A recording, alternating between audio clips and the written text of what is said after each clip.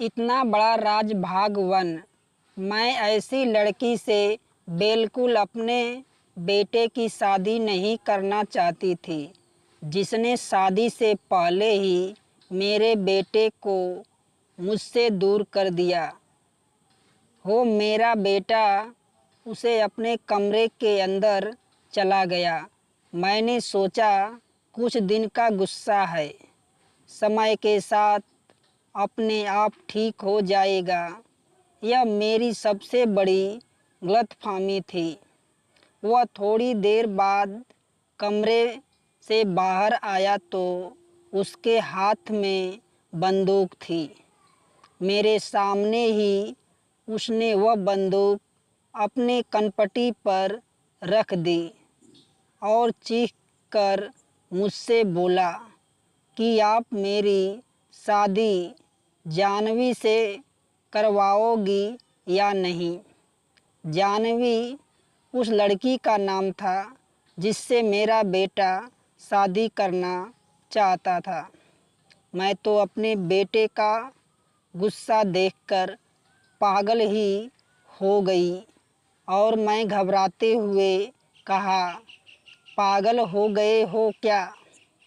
इसे नीचे रखो, गोली चल जाएगी। लेकिन मेरा बेटा उस समय बहुत जज्बाती हो रहा था और उसके लिए मुझे हार माननी ही पड़ी और मैंने उससे कहा कि ठीक है, जिस लड़की से तुम शादी करना चाहते हो मैं उसे दिखाने जाऊंगी। मेरे बेटे ने बंदूक नीचे रखकर 2 ही मिनट हुए थे कि अचानक किचन से मेरे बेटे की चीखने की आवाज़ आई। उसकी आवाज़ को सुनकर मैं बहुत ज़्यादा घबरा गई। तेज़ी से बिस्तर से उठे और भागती हुई किचन में गई। जब मैं किचन में पहुंची तो मैं वहां जो नज़ारा देखा उसको देखकर मैं परेशान हो गई। मेरे बेटे ने उस काम वाली का बाजू पकड़ कर रखा था और दूसरे हाथ से उस काम वाली अपना चेहरा छुपाने की कोशिश कर रही थी। मैंने अपने बेटे से कहा, ये सब क्या हो रहा है?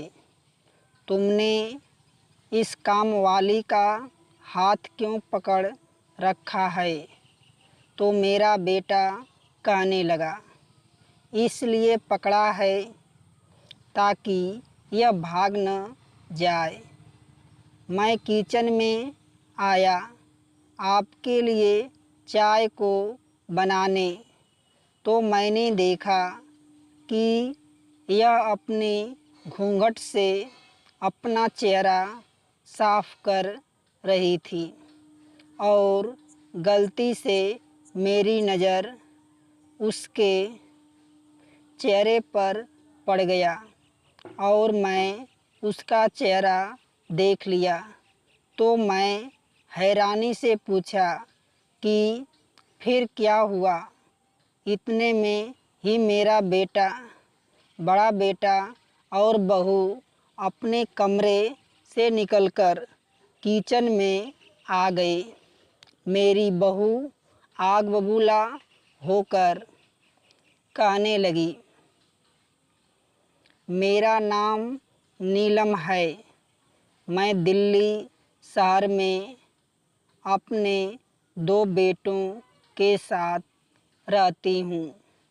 मेरे पति को इस दुनिया से गुजरे हुए 3 साल हो चुके हैं और अब मेरे बुढ़ापे की सारी जिम्मेदारियाँ मेरे दोनों बेटे पर ही है। लेकिन आज के दिन मैं बहुत खुश हूँ क्योंकि मेरे बड़े बेटे की शादी है। सभी रीति रिवाज के साथ मेरे बेटे की शादी एक बहुत ही अच्छे घर की लड़की से हो गई और मेरी बहू दहेज में एक काम वाली अपने साथ लेकर आई और मुझसे बोली, सासू माँ, यह काम वाली हर समय आपकी बहुत सेवा करेगी। वह काम वाली सच में मेरी बहुत सेवा करती थी, लेकिन जब मैं उससे बात करने की कोशिश की तो मुझे पता चला कि वह तो गूंगी है। मुझे उस काम वाली पर बहुत तरस आया, क्योंकि वह काम वाली बहुत खूबसूरत थी, लेकिन मुझे उसकी एक बात बहुत अजीब लगती थी कि वह हमेशा घूंघट में रहती थी और घर में सबसे पर्दा करती थी। लेकिन एक दिन गलती से मेरे छोटे बेटे ने उसकी शक्ल देख ली और मेरा बेटा ज़ोर ज़ोर से चिल्लाने लगा। ये सुनते ही मेरा दिल ज़ोर से धड़कने लगा कि माँ, यह लड़की वही है जिसने 7 मासूम लड़कियों को बहुत बेदर्दी से मेरे बड़े बेटे पवन ने आज फिर से अपनी शादी की बात छेड़ दी थी। ये वो मुद्दा था जिससे मैं हमेशा अपने जान चुराती थी। ऐसा लग नहीं रहा था कि वह मुझे अपने बड़े बेटे की शादी का शौक़ नहीं था। वो मेरा बड़ा बेटा था और हर माँ की तरह मेरे दिल में भी अपने बेटे की शादी को लेकर बहुत सारे सपने, बहुत सारे अरमान थे। मैं अपने बड़े बेटे पवन की शादी बहुत धूमधाम से करना चाहती थी, लेकिन मेरी परेशानी भी वही थी जो आजकल सभी घरों में होती है। मेरा बेटा पवन अपनी पसंद की लड़की से शादी करना चाहता था, जबकि मैं अपनी पसंद की लड़की से अपने बेटे पवन की शादी करवाना चाहती थी। आज भी रात के खाने के वक्त घर आया तो मुझसे ज़िद करने लगा कि जिस लड़की को मैं पसंद करता हूँ, आप उसका रिश्ता मांगने के लिए उसके घर जाइए। मैं खाना ख़त्म होने के बाद कहा कि भूल जाओ उस लड़की को तुम, क्यों कि तुम्हें मेरी पसंद की लड़की से ही शादी करनी होगी। मेरी इस बात पर मेरा बेटा पवन गुस्से से आग बबूला हो गया और चीखकर मुझसे कहने लगा कि आप एक बार उससे मिल लो तो सकती हैं, लेकिन मैं ऐसी लड़की से बिल्कुल अपने बेटे की शादी नहीं करना चाहती थी, जिससे शादी से पहले ही मेरे बेटे को मुझसे दूर कर दिया हो। मेरा बेटा उसे अपने कमरे के अंदर चला गया। मैंने सोचा कुछ दिन का गुस्सा है, समय के साथ अपने आप ठीक हो जाएगा। यही मेरी सबसे बड़ी गलतफहमी थी। वह थोड़ी देर बाद कमरे से बाहर आया तो उसके हाथ में बंदूक थी। मेरे सामने ही उसने वह बंदूक अपने कनपटी पर रख दी और चीख कर मुझसे बोला कि आप मेरी शादी जानवी से करवाओगी या नहीं। जानवी उस लड़की का नाम था जिससे मेरा बेटा शादी करना चाहता था। मैं तो अपने बेटे का गुस्सा देखकर पागल ही हो गई और मैं घबराते हुए कहा, पागल हो गए हो क्या? इसे नीचे रखो, गोली चल जाएगी। लेकिन मेरा बेटा उस समय बहुत जज्बाती हो रहा था और उसके लिए मुझे हार माननी ही पड़ी और मैंने उससे कहा कि ठीक है, जिस लड़की से तुम शादी करना चाहते हो मैं उसे देखने जाऊंगी। मेरे बेटे ने बंदूक नीचे रखकर मुझे गले से लगा लिया और कहने लगा कि वह बहुत अच्छी है, आप मेरी शादी के बाद उस पर बहुत गर्व करोगी। मैं अपने बेटे की बात मानकर उस लड़की का रिश्ता मांगने उसके घर चली गई। वह लड़की मुझे बहुत सीधी साधी और अच्छी लगी थी। घर परिवार भी अमीर ही था। मैंने शादी की तारीख भी तय कर दी। शादी की तैयारी के सिलसिले में मैं 2-4 बार उसके घर गई थी, लेकिन हर बार एक ही काम वाली से मेरी तरह सामना होता और उस काम वाली ने बहुत बड़ा सा घूंघट डाल रखा होता था। काम वाली की यह बात मुझे अजीब लगती थी कि मेरी बहू ने मुझे बताया कि यह काम वाली बहुत अच्छी है और उसके हर छोटे बड़े काम यही संभालती है और यह बहुत अच्छी लड़की है। मैंने अपने बेटे और बहू से बहुत पूछने की कोशिश की, तुम दोनों पहली बार कहाँ मिले थे? मगर दोनों ने मुझे अलग अलग जवाब दिए और यह सुनकर मुझे बहुत हैरत हुई और कुछ भी हुआ, लेकिन अब क्या हो सकता था। शादी तय हो चुकी थी। शादी की तैयारी में बहू की कामवाली ने बहुत हाथ बटाया था, क्योंकि मेरा कोई बेटी नहीं थी।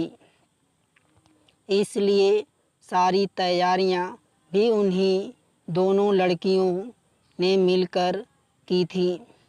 शादी के बाद जब मेरी बहू दुल्हन बनकर पहली बार आई, हमारे घर आई तो यह देखकर बहुत हैरान और परेशानी हुई कि मेरी बहू ने अपनी कामवाली को भी गाड़ी में अपने साथ पीछे बैठा लिया। मैं और मेरा छोटा बेटा आशीष हम दूल्हे की कार के पीछे पीछे थे। मेरा छोटा बेटा मुझसे कहने लगा कि मम्मी, अगर आप बुरा न माने तो एक बात कहूँ कि भाभी का अपने काम वाली के साथ कुछ ज़्यादा ही लगाव नहीं है क्या? लोग अपनी कामवाली को इतना तो सर पर नहीं चढ़ाते जितना भाभी ने चढ़ाया हुआ है। यह बात तो पहले दिन से मुझे भी परेशान कर रही थी। यह बात भी अजीब ही थी कि वह दहेज में भी उस कामवाली को अपने साथ लेकर आई थी, लेकिन मैं अपने बेटे की वजह से कुछ नहीं बोल सकती थी। लेकिन उस कामवाली का मेरे बहू के साथ दहेज में आना मुझे बिल्कुल पसंद नहीं आया था। उस कामवाली के लिए मेरी बहू ने शादी के लिए बहुत अच्छे कपड़े लेकर दिए थे। उस कपड़ों को पहनकर वह कामवाली लग नहीं रही थी। मेरे कई रिश्तेदारों ने मुझसे पूछा था कि साड़ी बांधे हुए घूंघट में लड़की कौन है। अब मैं उन्हें यह कैसे बताती कि यह बनी ठनी लड़की मेरी बहू की कामवाली है। तो मैंने बात को टालने के लिए उनसे कहा, मुझे क्या पता कि लड़की वालों की तरफ से कोई होगी। मैं अब यह सोच रही थी कि जब मेरे रिश्तेदारों को पता चलेगा कि ये लड़की कोई और नहीं एक कामवाली है तो वो क्या कहेंगे। मेरे बेटे का तो दिमाग ही खराब हो चुका था जो वो मुझे बिना कुछ सोचे समझे एक घूंघट वाली कामवाली को अपनी पत्नी के साथ दहेज में ही लेकर आया गया था। जब शादी के बाद हम बारात लेकर घर पहुँचे तो मेरी बहू ने मुझसे कहा कि सासू माँ, कामवाली तो मैं आपके लिए लेकर आई हूँ। आप जहाँ चाहें इससे अपना काम करा लेना या आपकी बहुत सेवा करेगी। मैं अपनी बहू की बात सुनकर दंग रह गई थी। यह बेचारी तो बहुत अच्छी है। मैं इसे कई बार कितना गलत सोच रही थी। मुझे अपनी सोच पर बहुत शर्मिंदगी महसूस हुई। मेरी बहू ने तभी उस कामवाली को आवाज़ लगाकर मेरे कमरे में बुलाया और उसे कहा कि देखो, शादी की तैयारी के चक्कर में सासू माँ बहुत थक गई है, तो मैं उनके हाथ पांव दबाकर अच्छे से मालिश कर दो। आज से उनके सभी काम तुम्हारी जिम्मेदारी है। आप जल्दी जाओ और सासू माँ के कमरे के अच्छे से सफाई कर दो ताकि यह आराम कर सके।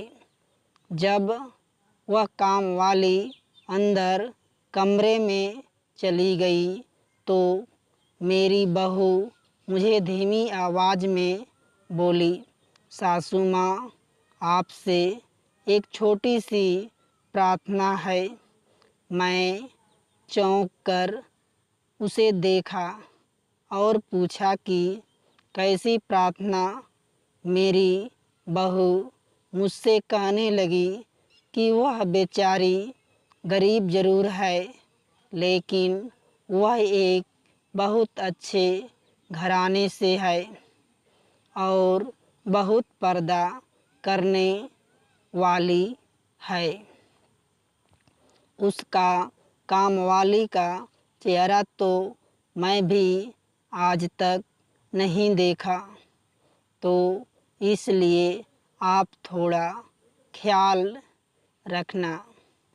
मैं अपनी बहू से कहा, तुम इस बात की बिल्कुल भी फिक्र मत करो। मैं जब अपने कमरे में गई तो मैंने देखा कि वह कामवाली बड़ी लगन से काम कर रही थी और साड़ी की साइड से उसके गोरे गोरे हाथ दिख रहे थे। उस कामवाली की खूबसूरती देखकर मैं तो चौंक गई। बहुत ज़्यादा गोरा रंग था उसका। उसे मेरी मौजूदगी का पता चल गया तो उसने जल्दी से अपने चेहरे को पूरी तरह से ढक लिया। मैंने उस कामवाली को आवाज़ देकर पूछा कि क्या नाम है तुम्हारा। उसने इशारा करके मुझे बताया कि मैं तो गूंगी हूँ। मुझे उस कामवाली पर बहुत रहम आया कि बेचारी इतनी खूबसूरत है और उसने कैसा भाग्य पाया है। एक तो कामवाली ऊपर से गूंगी। खैर, वह कामवाली बहुत काम की थी, मेरे बहुत ध्यान रखती थी, मेरी बहुत सेवा करती थी। मेरी बहू के काम करने से पहले वो मेरा काम किया करती थी।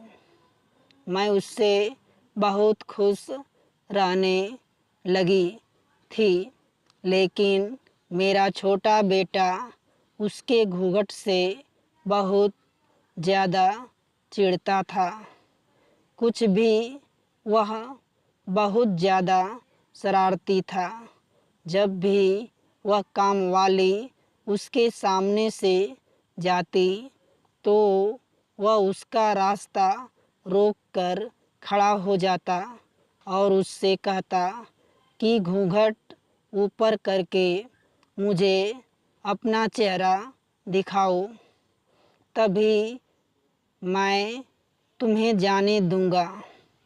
वह बेचारी तेज़ तेज़ कदमों से भागकर मेरे कमरे में आती और मेरे पीछे छुप जाती।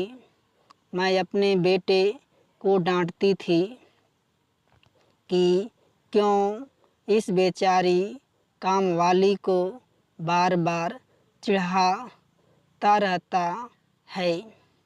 कामवाली रोज़ रात को मेरे सर और पाँव दबाती थी और मेरी मालिश करती।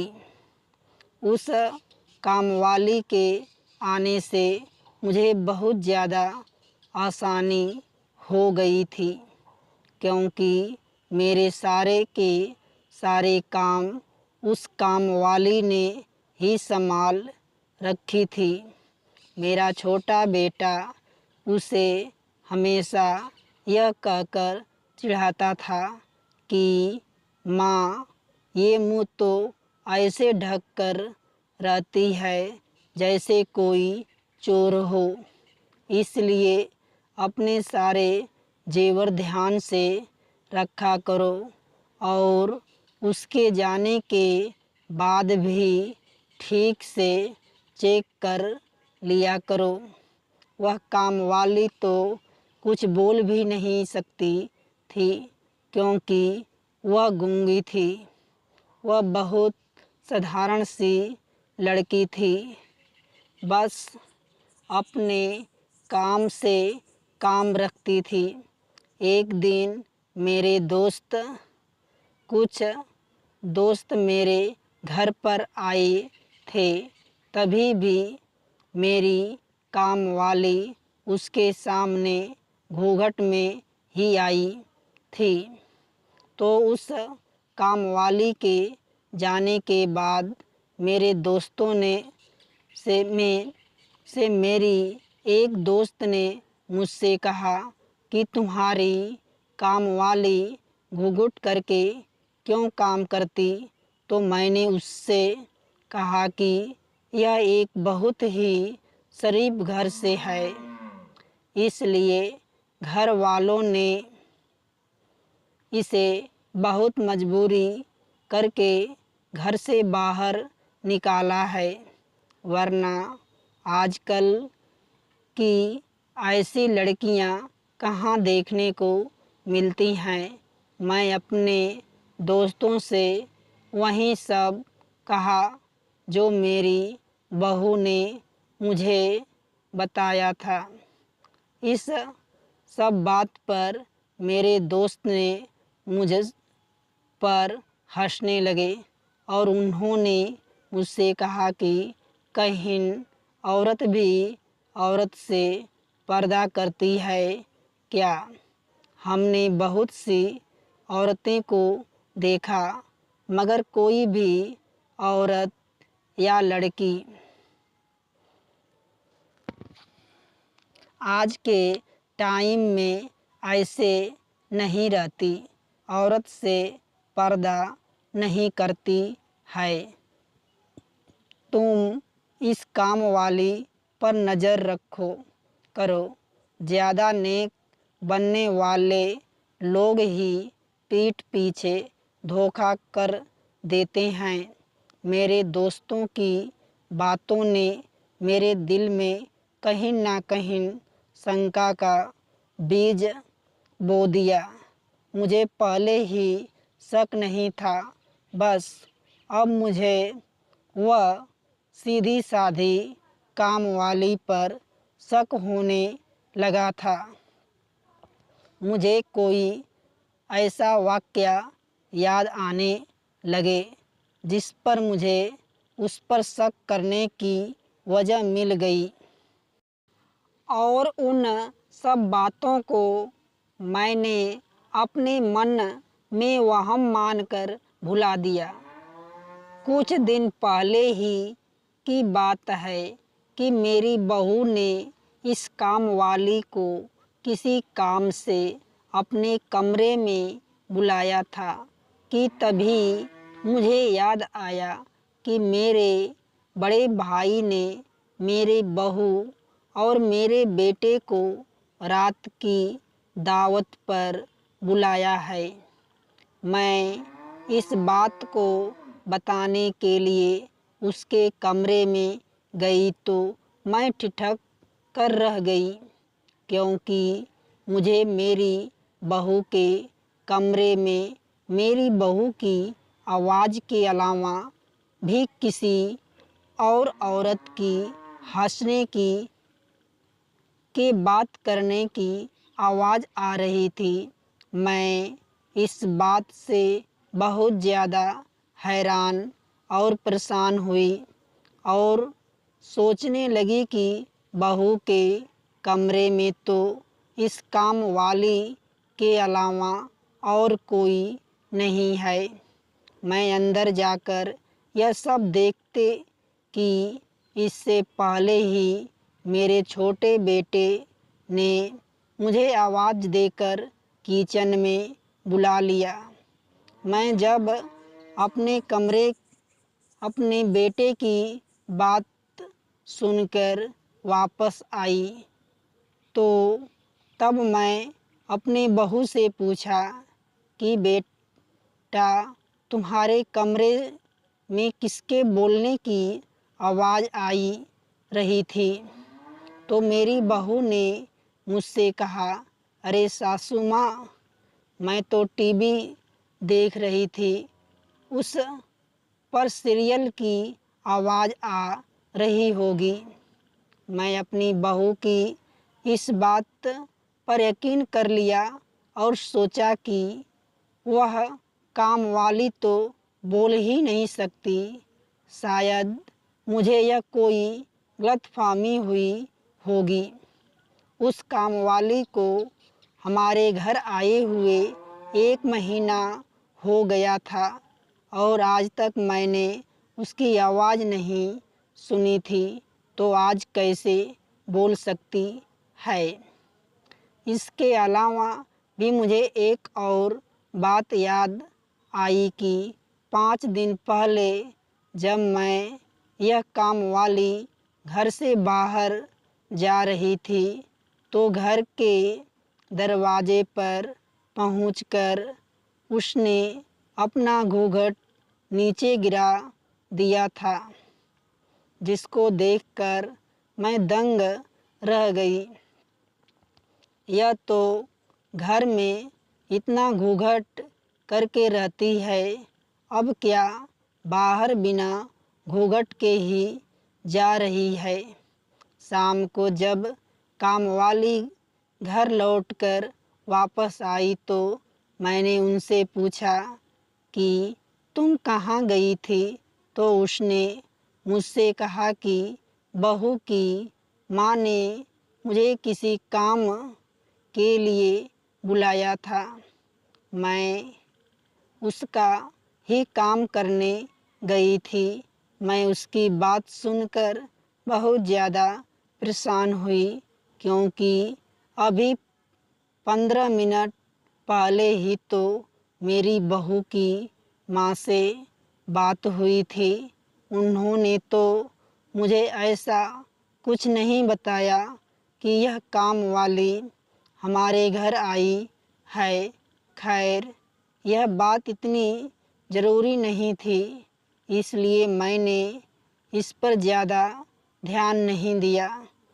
जो बात ज़रूरी थी मैंने उसको पूछा, क्योंकि वह जो बिना घूंघट की गई थी, उस बात ने मेरे दिल में हलचल मचाकर रख दी थी। मैंने उस काम वाली से पूछा कि जब तुम सुबह घर से बाहर निकली थी तो बिना घूंघट के क्यों, क्या कहीं गई थी? तुम्हारा चेहरा तो भी दिख रहा था। इस बात पर काम वाली ने ना में सिर हिलाया और एक कागज़ पर लिखकर मुझे बताया कि मैं मास्क लगाकर रखा था। मुझे तभी भी उसकी इस बात पर यकीन नहीं आ रहा था। दोस्त ने मेरे इस बात पर तसल्ली करने के लिए अपने पर्स से मास्क निकालकर मुझे दिखाई, तो तब जाकर मुझे उसकी बात पर यकीन हुआ। मैंने सोचा कि यह काम वाली तो बहुत सीधी साधी है, मैं फालतू में ही इस पर शक कर रही हूँ। लेकिन आप मेरे दोस्तों की बात तो मेरे दिमाग में भी फिर से शंका पैदा कर दिया। मैंने शाम को इस काम वाली को अपने कमरे में बुलाया कि तुम मेरे बेटों से घूंघट करती हो, यह बात तो मेरी समझ में आती है, क्योंकि वह तुम्हारे लिए गैर मर्द है। लेकिन औरतों के पर्दा करना मेरे समझ से बाहर है। तो मुझे तो अपना चेहरा दिखा सकती हो।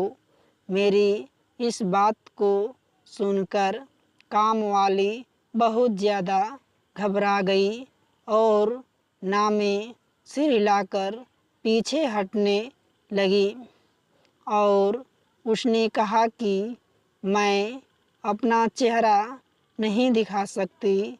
मैं भी सोच लिया कि आज किसी भी हाल में इस काम वाली का चेहरा देखकर ही रहूँगी। जैसे ही मैं उस काम वाली के घूंघट उठाने के लिए आगे बढ़े तो वह काम वाली तेज तेज कदमों से भागने लगी और भागते समय मेरे बेटे और बहू से टकरा गई।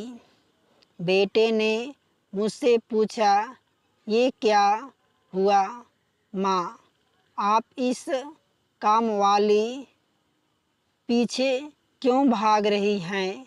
मैंने कहा कि कुछ नहीं हुआ बेटा, मैं तो बस इस काम वाली का चेहरा देखना चाहती थी। मेरी बात सुनकर मेरी बहू ने मुझसे कहा कि आप इस काम वाली का चेहरा देखने की जिद नहीं करेंगी, फिर आप ऐसा क्यों कर रही हैं? मैंने अपनी बहू से गुस्से से कहा कि इस काम वाली के घूंघट की वजह से मेरे दोस्त ने मेरा मजाक उड़ाया है। अब तुम इस काम वाली से कहो कि या तो मुझे अपना चेहरा दिखा दे या फिर मेरे घर से रफ़ा दफ़ा हो जाए। मेरी बहू ने मुझसे कहा कि यह आपको अपना चेहरा नहीं दिखाएगी। तो फिर मैंने उससे कहा कि निकल जाए मेरे घर से। तो इस बात पर मेरी बहू ने कहा कि यह इस घर में भी नहीं जाएगी क्योंकि यह मेरी काम वाली है। इसे अपने साथ लेकर आई थी। आप कौन होती हैं मेरी काम वाली पर हुक्म चलाने वाले? अपनी बहू के इस बात को सुनकर मैं दंग रह गई कि क्यों मेरी बहू एक काम वाली के लिए मुझे इतनी लड़ाइयाँ कर रही है, जिससे इतनी बदतमीज़ी से बात कर रही है। और इतना ही नहीं, मेरा बेटा वहीं पर चुप खड़ा था, अपनी माँ की बेइज्जती होते हुए देख रहा था। जब मैं घूमने वाले नज़रों से बेटे की तरफ देखा तो उसने मुझसे कहा कि यह आप सास बहू और इस काम वाली का मामला है। आप लोग आपस में मिलकर ही इस मामले को हल निकाल लें। इस बात को मेरा बेटा घर से बाहर चला गया। मेरी बहू ने मुझे बड़ा सा मुंह बनाकर देखा और इस काम वाली का हाथ पकड़कर उसको अपने कमरे में ले गई। मेरा छोटा बेटा कुछ देर बाद वापस घर आया तो उसने मुझसे कहा कि इस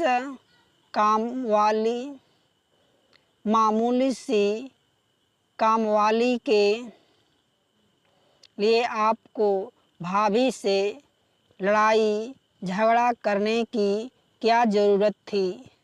आपको पता है न, यह भाभी मुझे नया कारोबार करने की मदद करने वाली है। आप जाइए और भाभी से माफ़ी मांगकर आइए। अपने बेटे की बात सुनकर मैं बहू से माफ़ी मांगने के ये कमरे में आई तो बहू के कमरे का थोड़ा सा दरवाज़ा खुला था। अंदर का नज़ारा देखकर मैं तो हक्का बक्का रह गई। बहू कामवाली को गले लगाकर तसल्ली दे रही थी। बहू की बात सुनकर मैं परेशान हो गई कि क्या भला कोई अपनी कामवाली से भी इतनी मोहब्बत कर सकता है।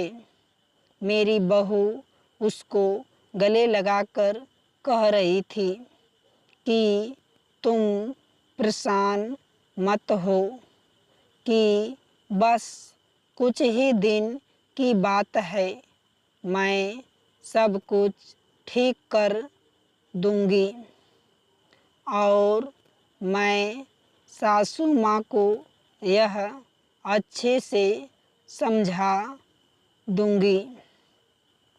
मैं थोड़ा और अंदर जाकर देखा तो उस कामवाली ने अपना घूंघट उठाया हुआ था। उसकी एक साइड मुझे दिख रही थी। मैं चौंक कर अपने कमरे से बाहर आ गई। मुझे बहू की वही बात याद आई।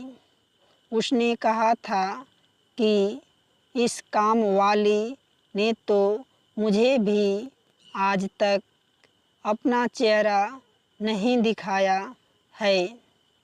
फिर वह कामवाली आज बहू के सामने अपना घूंघट कैसे उठाकर बैठी थी। मैंने सोच रखी थी एक मालकिन तो कभी भी अपनी कामवाली को गले से नहीं लगा सकती और ना ही उसको इतना सर पर चढ़ाती है। फिर मेरी बहू ऐसा क्यों करती है? मुझे कुछ समझ में नहीं आ रहा था। उस दिन के बाद से मेरी बहू ने उस कामवाली को मेरे सारे काम करने से मना कर दिया। वो कामवाली ज़्यादातर मेरी बहू के ही साथ रहती थी और उस कामवाली मेरे करीब भी नहीं भटकने देती। मैं भी यह सोचकर चुप थी कि कहीं मेरे घर का माहौल खराब न हो जाए और कोई लड़ाई झगड़ा होने की वजह से मेरा बेटा अपनी पत्नी को लेकर मुझसे अलग न हो जाए। मेरी बहू रोज़ ही उस कामवाली को लेकर घर से बाहर निकल जाती और शाम को वापस आने पर दोनों ही अपने कमरे में बंद हो जाती हैं। उन दोनों को ऐसा करना मुझे बहुत अजीब लगा, लेकिन मैं क्या करती। हूँ। मेरी तो इस घर में कोई सुनने वाला ही नहीं था। एक दिन मेरी तबीयत अचानक ही खराब हो गई। मैं अपने छोटे बेटे से कहा कि कामवाली को किचन में काम कर रही है, तुम जाओ और उसे कहना कि वह मुझे एक कप चाय बनाकर दे दे। उस दिन इत्तेफाक से मेरा बेटा घर पर ही था, वरना इस समय मेरा बेटा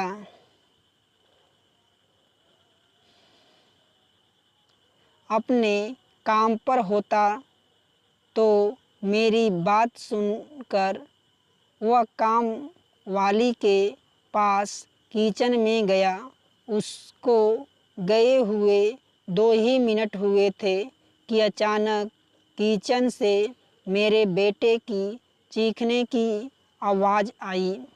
उसकी आवाज़ को सुनकर मैं बहुत ज़्यादा घबरा गई। तेज़ी से बाहर बिस्तर से उठी और भागती हुई किचन में गई। जब मैं किचन में पहुंची तो मैंने वहां का जो नज़ारा देखा, उसको देखकर मैं परेशान हो गई। मेरे बेटे ने उस काम वाली का बाजू पकड़कर रखा था और दूसरे हाथ से उस काम वाली अपना चेहरा छुपाने की कोशिश कर रही थी। मैंने अपने बेटे से कहा, ये सब क्या हो रहा है? तुमने इस काम वाली का हाथ क्यों पकड़ रखा है? तो मेरा बेटा कहने लगा, इसलिए पकड़ा है ताकि यह भाग न जाए। मैं किचन में आया आपके लिए चाय को बनाने, तो मैंने देखा कि यह अपने घूंघट से अपना चेहरा साफ कर रही थी और गलती से मेरी नज़र उसके चेहरे पर पड़ गई और मैं इसका चेहरा देख लिया। तो मैं हैरानी से पूछा कि फिर क्या हुआ? इतने में ही मेरा बड़ा बेटा और बहू अपने कमरे से निकलकर किचन में आ गई। मेरी बहू आग बबूला होकर कहने लगी कि आप दोनों माँ बेटे मेरी काम वाली का साथ कैसे सलूक कर रहे हो? मेरा बेटा कहने लगा, मैं आपकी काम वाली का शक्ल देख ली है और मैं अभी सबको इसकी शक्ल दिखाता हूँ। और इतना कहकर उसने ज़बरदस्ती उस काम वाली का घूंघट खींच दिया। जब मैं उस काम वाली का चेहरा देखा तो मुझे ध्यान आया कि मैं इससे पहले भी ये कहीं देखा है। ज़रा ध्यान से देखा तो मेरी मुंह से चीख निकल गई। मुझे याद आया कि यह तो वही 6 मासूम लड़कियों की कातिल जो आजकल हर न्यूज़ चैनल पर नज़र आ रही है। मेरे दिमाग में पूरी तरह की कहानी चलने लगी। न्यूज़ रिपोर्टर ने बताया कि इस लड़की ने अपनी 7 मासूम दोस्तों का कत्ल बड़ी ही बेरहमी के साथ कर दिया है। पुलिस ने इसको पकड़ भी लिया था। पुलिस ने बताया कि वह लड़की एक दिमागी बीमारी से पीड़ित है और इस बीमारी के चलते ही इसने जलन और दुश्मनी में अपनी 7 मासूम दोस्तों को मार डाला। बाद में पता चला कि यह कातिल लाना लड़की पुलिस के गिरफ्त से फरार हो गई। मैं क्या पूरे देश के इस कातिल लड़की के बारे में पता था। इस देश के बच्चे भी जानते थे कि यह लड़की कौन है। इस शक्ल इतनी बार न्यूज़ पर दिखाई गई कि अब तो इसको कोई भी पहचान सकता था। मेरे छोटे बेटे ने उसका कामवाली को पहचान लिया। मैं तो डर ही गई थी कि इतना खतरनाक लड़की हमारे घर में रह रही थी। मैंने अपने बड़े बेटे से कहा कि जल्दी से पुलिस को फ़ोन करो। मैं अपनी बहू के चेहरे को देखा, उसके तो चेहरे पर हवाइयाँ उड़ गई थी। मैंने बेटे से कहा, मेरी शक्ल को क्यों देख रही हो? जल्दी से पुलिस को फ़ोन करो। मेरी इस बात को सुनकर मेरी बहू मेरे पैरों में गिर गई और कहने लगी, सासू माँ, ऐसा नहीं कीजिए, प्लीज़ पुलिस को मत बुलाइए। यह लड़की कोई और नहीं बल्कि मेरी ही बहन है, मेरी सगी बहन। तभी मेरे बेटे ने कहा, माँ, मैं इस बात को पहले से जानता हूँ। इस बात को सुनकर मेरा तो दिमाग चकरा गया कि इन दोनों ने मिलकर एक कातिल लड़की को मेरे घर में रखा हुआ है। छोटे बेटे ने जैसे ही फ़ोन की तरफ हाथ बढ़ाया तो मेरे बड़े बेटे ने उसे रोक लिया और कहा कि माँ, मेरी पूरी बात तो सुनो। मेरी बहू ने ही बहन बोलने लगी कि आप मेरी बात तो सुन लीजिए। आपको जो ठीक लगे आप वो करना। हम 7 दोस्तों का ग्रुप था। हम सब आपस में बहुत प्यार से रहते थे और सब काम मिलजुल कर ही करते थे। मेरे दोस्त सरिता को एक लड़का पसंद करता था और उसके पीछे हाथ धोकर पड़ा था।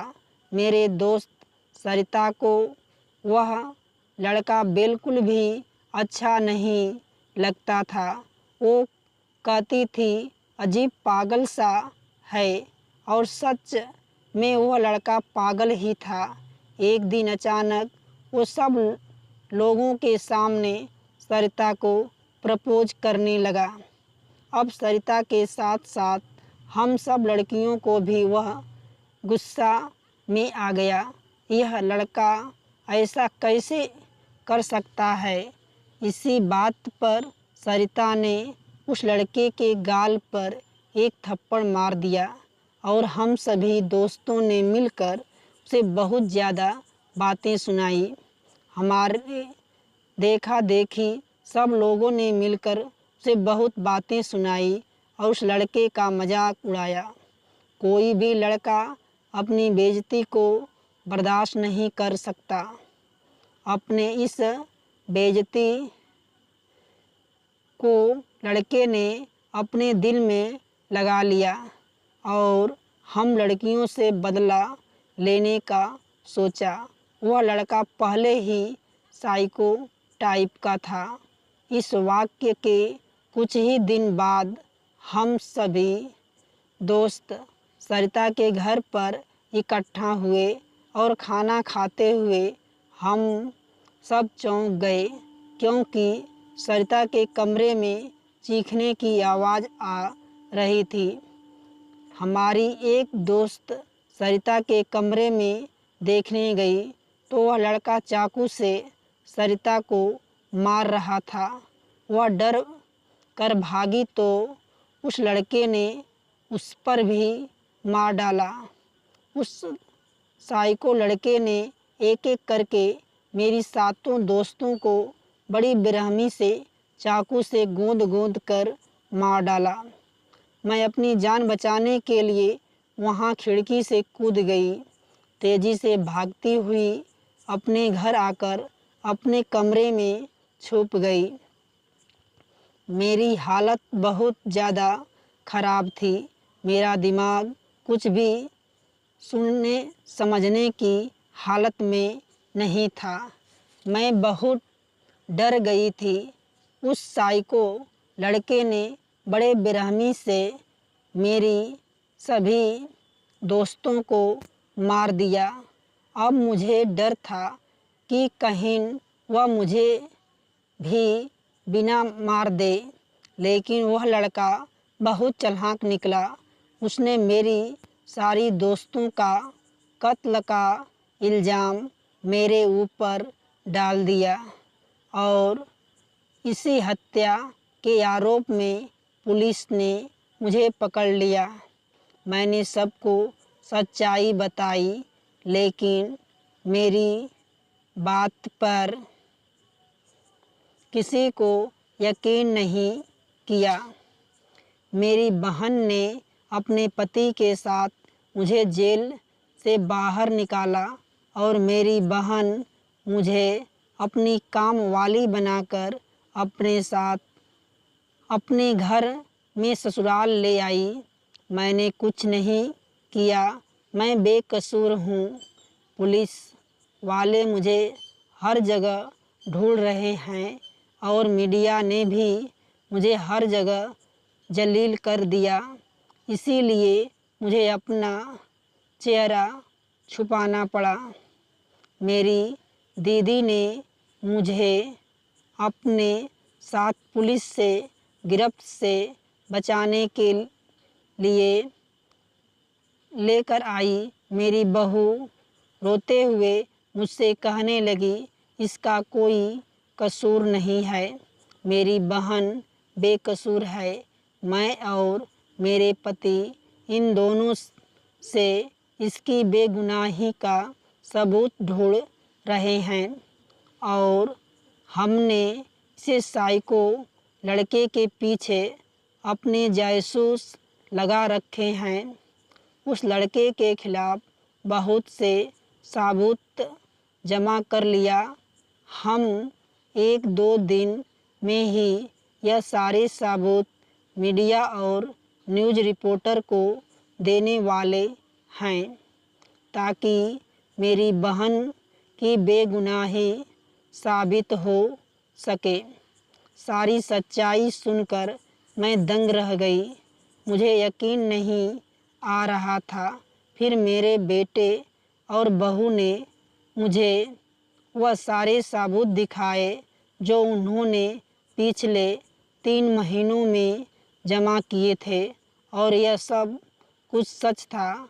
और बेचारी बेकसूर लड़की भाग्य के हाथों मजबूर होकर एक काम वाली बनकर रह गई थी, जबकि उसकी कोई गलती भी नहीं थी।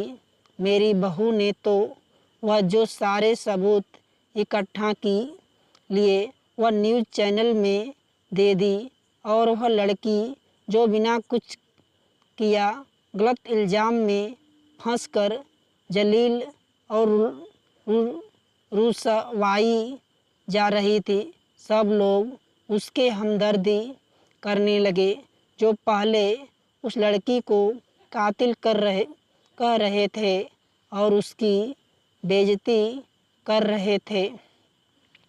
अब सब लोग उसे इज्जत देने लगे थे और उस साइको लड़के को पुलिस ने गिरफ्तार कर लिया।